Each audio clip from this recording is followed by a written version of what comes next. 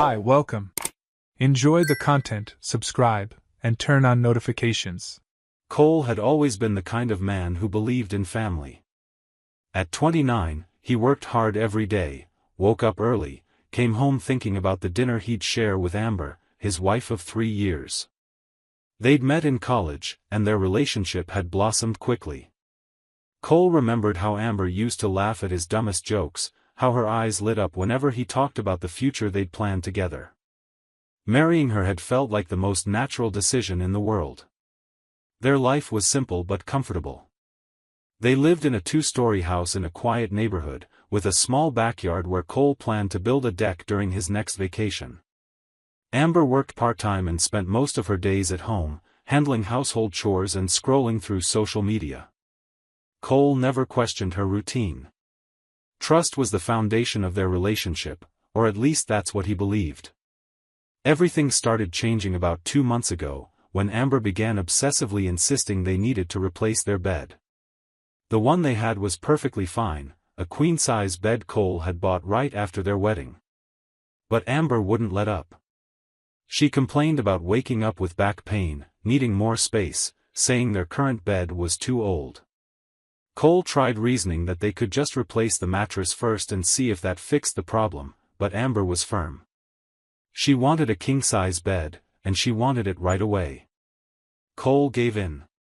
He always did when Amber pushed hard enough for something. He figured maybe she really was uncomfortable, and that as her husband, he should do whatever he could to make her feel better. They went to the store together and picked out a huge, modern bed with an upholstered headboard. Amber was radiant that day, grinning from ear to ear as she tested out mattresses. Cole paid in full, proud he could give her that. The bed was delivered and assembled on a Friday. Cole took the day off work to supervise the setup. The delivery guys took 3 hours to put it all together, and when they were done, the bedroom looked different. The bed dominated the room, imposing yet inviting. As soon as the men left, Amber jumped onto it, laughing like a child. Cole lay down beside her, and for a moment, everything felt perfect. She kissed him, thanked him for the gift, and Cole felt certain he'd made the right choice. But in the weeks that followed, something started to bother Cole.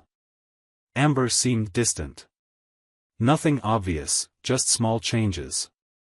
She spent more time on her phone, always flipping the screen face down whenever he entered the room. She began locking the bedroom door during the day, saying she needed privacy to get ready or do yoga. Cole thought it was odd, but he didn't want to seem paranoid. Amber had always been independent, and he respected that. Then, about 3 weeks after the new bed was installed, Blake showed up. Cole was at work when he got a message from Amber saying her distant cousin had unexpectedly come into town. Blake, an amateur basketball player Cole had met only once, years ago, at a family wedding. Cole vaguely remembered him, nearly 6'8", athletic, with that laid-back attitude of someone who never worries too much. Amber explained that Blake was going through a rough time. He'd just ended a relationship and needed a place to stay for a few days. Cole didn't like the idea. Not because he suspected anything, but because he valued their privacy as a couple. The house wasn't big, and having a guest meant adjusting their routine. But Amber insisted. She said he was family, that it would only be temporary, no more than a week. Reluctantly, Cole agreed. After all, Amber rarely asked him for favors like this, and he didn't want to come across as insensitive. Blake moved into the guest room that same day. He was polite, greeted Cole whenever they crossed paths, but there was something in the way he looked at Amber that unsettled Cole. Nothing explicit, just a level of familiarity that seemed excessive. Cole tried to ignore it. Maybe it was just cousin dynamics, he thought.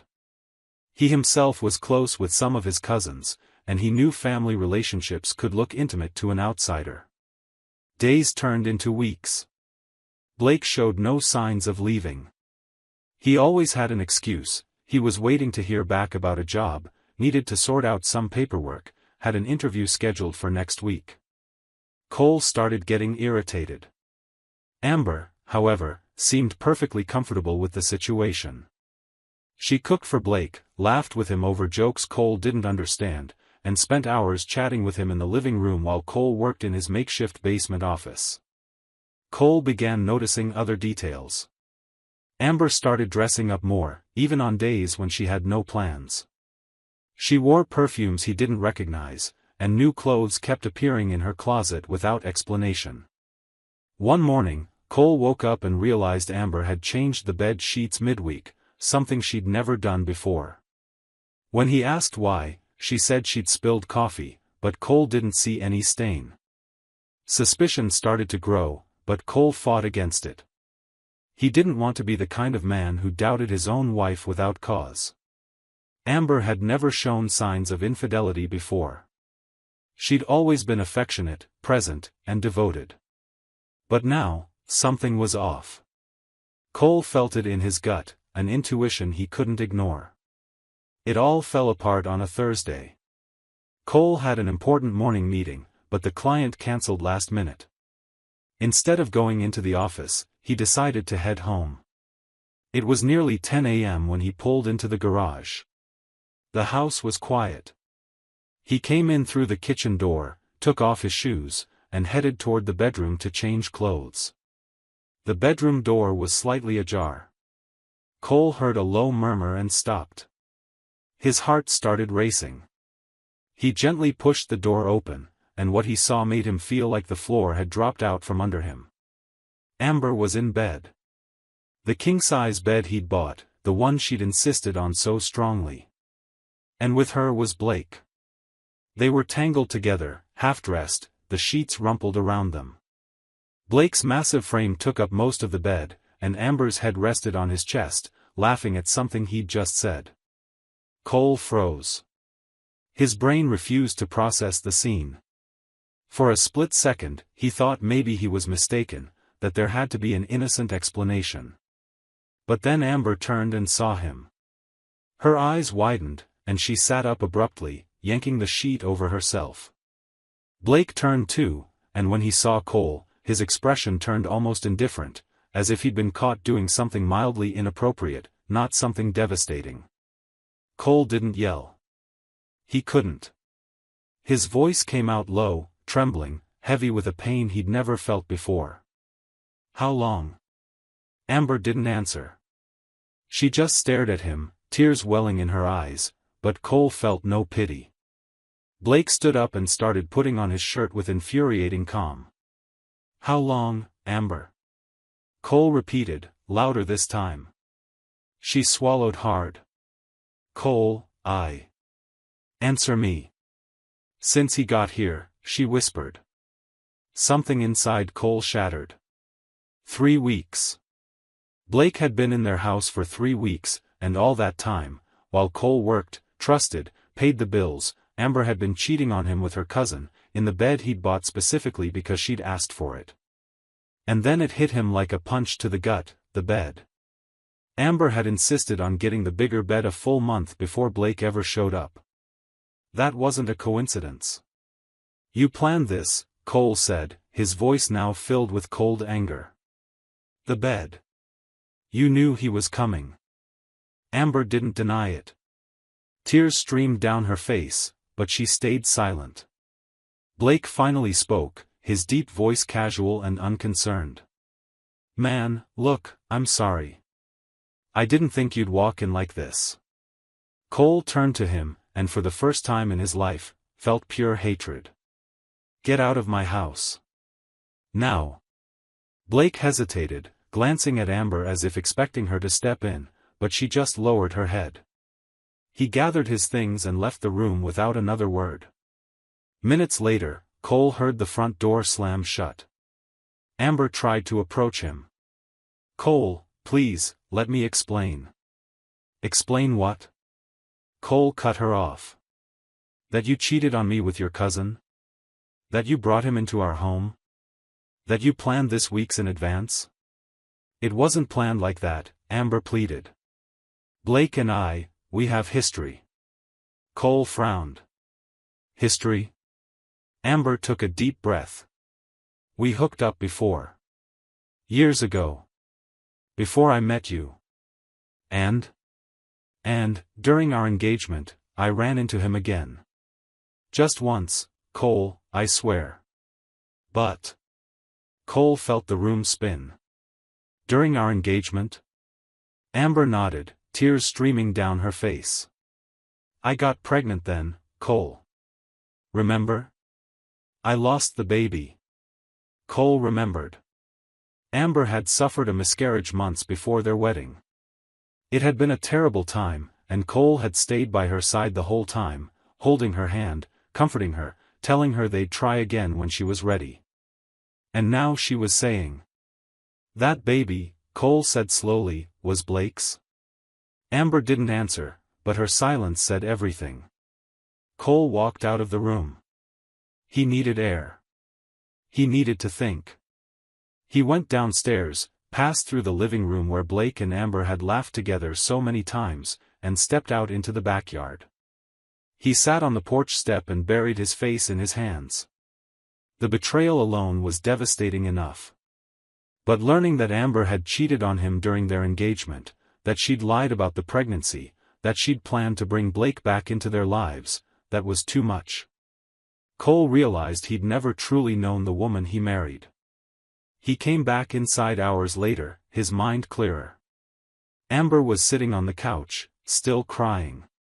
Cole walked right past her and went straight to the office. He called a divorce attorney a colleague had recommended years ago and scheduled a consultation for the next day. Then he did something he never imagined he'd do. He pulled out his phone and started researching trespassing laws. Blake had been invited by Amber, but the house was in Cole's name. Technically, Cole had never authorized Blake's stay. And now Blake had committed adultery on Cole's property. There was a legal angle there. It might not lead to much, but Cole wanted Blake to face consequences too. In the days that followed, Cole moved with a determination that surprised even himself. He hired the attorney, filed for divorce, and sued Blake for trespassing and disturbing the peace. His lawyer said it was a risky move, but Cole didn't care. He wanted both of them to pay for what they'd done. Amber tried talking to him several times. She begged for forgiveness, said she'd made a terrible mistake, that she loved Cole. But he couldn't believe her anymore. Every word from her mouth sounded like a lie. He moved into the guest room and avoided being in the same room as her whenever possible. News of the affair spread quickly. Amber's family was shocked when they found out.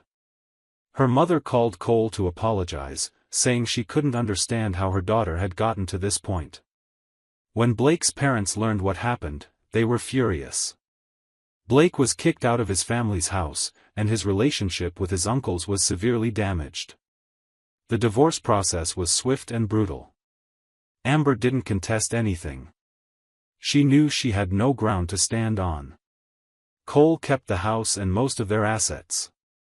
Amber left with just the essentials and moved back in with her parents in another city. Surprisingly, Blake faced legal consequences too. The trespassing lawsuit didn't land him in jail, but he was forced to pay a significant fine and got a mark on his criminal record. His reputation in the local basketball community was ruined. Players who once respected him now avoided him. 3 months after the discovery, Cole sat in the backyard on a Saturday morning, sipping coffee. The house was quiet, quieter than ever. He'd sold the king-size bed in the first week, replacing it with a simple one just for himself. The bedroom felt bigger now, emptier, but also cleaner. No bad memories poisoning the space. Cole didn't pretend he was okay. There were nights when he woke up alone and felt the weight of loneliness. But there was also a sense of relief. The lie had been exposed. The charade was over. He was no longer living in an illusion. One day, while walking through the town square, Cole saw Amber. She was sitting alone on a bench, staring into nothing. She looked smaller, frilier than he remembered. Her eyes were puffy, and she wore simple clothes without the vanity she used to carry. For a moment, Cole considered turning around, avoiding her completely. But something made him stop. He walked over, and Amber looked up, surprised. "Cole," she said, her voice weak. He just nodded. They stood in silence for a few seconds, the weight of everything that had happened hanging between them. "I wanted to apologize again," Amber finally said. "I know it doesn't change anything, but I'm really sorry." Cole took a deep breath. "You destroyed what we had, Amber. Not just now. From the beginning, you lied to me about Blake, about the baby, about everything." "I know," she whispered. "I was cowardly. I didn't have the courage to be honest when I should have been." Cole looked at her, and for the first time since the discovery, he didn't feel anger, just deep sadness. "I hope you learn from this. That you never do this to someone else." Amber nodded, tears starting to fall again. "And you? Are you okay?" Cole thought about the question. Was he okay? Not entirely. But he was better than he'd been 3 months ago, living a lie without even knowing it. "I'm surviving," he said. "And that's enough for now." He turned and started walking away. Amber didn't call after him, and he didn't look back. There was something freeing about leaving her there on that bench, alone with her own mistakes and regrets. In the months that followed, Cole began rebuilding his life. He picked up old hobbies he'd abandoned, started spending more time with friends, and even considered the possibility of meeting someone new, eventually. He wasn't in a rush. What happened with Amber had taught him the importance of truly knowing someone before giving them your trust. Blake, on the other hand, disappeared from the area.